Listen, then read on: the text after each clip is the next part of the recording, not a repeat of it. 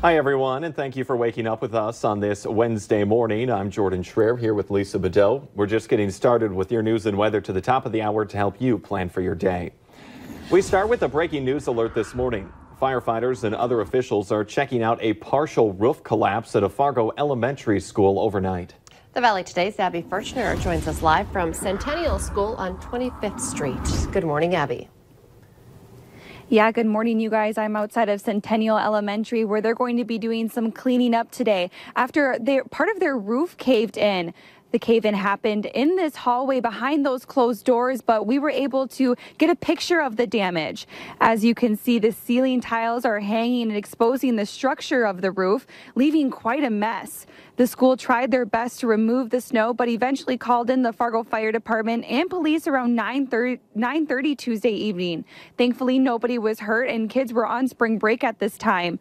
But this is a concern for many in the area, especially with more snow on the way. And Fargo Fire tells me that this is about the 9th collapse that they've heard of so far. Again, thankfully, there were no kids in the school at the time of the collapse, and Fargo Public School is asking for kids to stay away from the building as they're trying to get this cleaned up and hopefully under wraps before school starts again next week. Good news that it is spring break and no one was there at the time, but it does make you question the stability of other structures. I mean, if we've reported on one roof collapse this past week, we've reported on a dozen or more, so it's serious out there. Yeah. Thank you. Abby Furchner reporting live on this breaking news. Thank you. Classes are also canceled at Dilworth, Glendon, Felton, at least through Monday because of structural concerns. Heavy snow buildup is a problem at their building in Glendon, but all 4 DGF buildings are now shut down as a precaution. The closure includes DGF High School and Middle School in Dilworth and the elementary schools in both Glendon, Felton, and Dilworth. School officials say a structural engineer is now taking a look at the buildings and the snow is being removed from the rooftops. No classes, meetings, or events will be held in any of the buildings during this shutdown.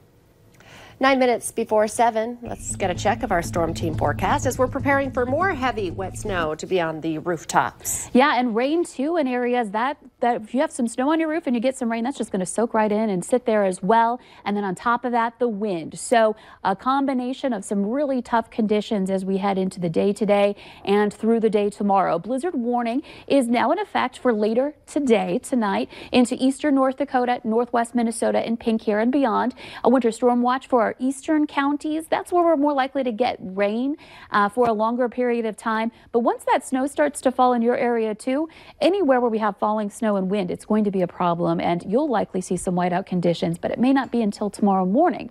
So checking out your visibility, we are dealing with some dense fog this morning as well. So hazards already starting up today. We're at a quarter-mile visibility in Fargo, and there's some frost on those roads too to watch out for. Still mild to the east in that warmer air mass. Out to the west, it's colder. There's a transition zone for temperatures, and that's right where we'll see that transition zone for precipitation. More rain to the east, snow to the west, and a mess in between with this one. So checking out your radar right now and satellite map, those higher clouds starting to move in. We're already getting rain and freezing rain and some snow into South Dakota. That low still intensifying, still deepening in Colorado. Eventually it will work its way to the north and east, and we'll see, of course, that rain and snow initially with that moving in before we see that low.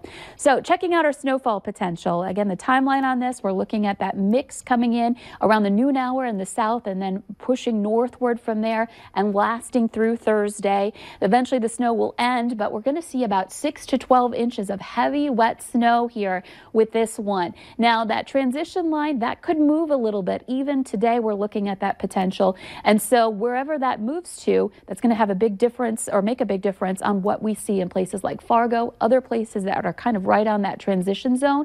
We could end up with a little more rain in Fargo, some sleet, and then perhaps only a few inches of snow. If it's a little farther east, it could be a heavy snowfall event for Fargo as well. Over to the east, circled in green here, that's where we're more likely to get a lot of rain with this system rather than snow. So again, lots of problems given how we have different kinds of scenarios happening here. Impossible travel starting up late tonight. We have the potential for more roof collapses with more heavy wet snow and rain added to those snowpacks. And with those winds gusting to 60 miles per hour or potentially more, that's a threat. That's an extreme wind, and that's a threat for wind damage. So we're talking down branches potentially, and power lines too, and power outages possible, with areas of icing where we're seeing that rain transition to snow, street flooding in those areas of rain, and of course a threat to people who are out in this, but also to livestock as well. So again, looking at conditions that are going to be deteriorating throughout the day as this lifts from south to north. By 7 o'clock, a lot of us in the thick of this, and this will continue into tomorrow. So more on this throughout the morning, but we want to check in now with the Valley Today's Al Ahmed. Morning, Lisa. Good morning, everyone. We're on Interstate 94 this morning, checking out the Metro Interstate Loop. We got off to an awfully slow start, but boy, traffic is most definitely picked up, and there is a lot of it out here, both on I-94 and I-29. Despite the dense fog out here that Lisa's been telling you about, it is indeed a dense fog. Travel speeds are pretty much near normal. 60, 65 miles an hour. Road surface is mainly wet. You might run into a slippery area here and there, but for the most part, they're wet. You're going to need your washers this morning. The ramps, that's a whole other animal again. The ramps tend to be a bit on the greasy side, so make sure that you're looking out for that. Also want to remind you about the streets in and around the Fargo-Moorhead metro area. They are really quite slippery this morning due to the fog, the frost, and the slush that we have out there, so look out for that.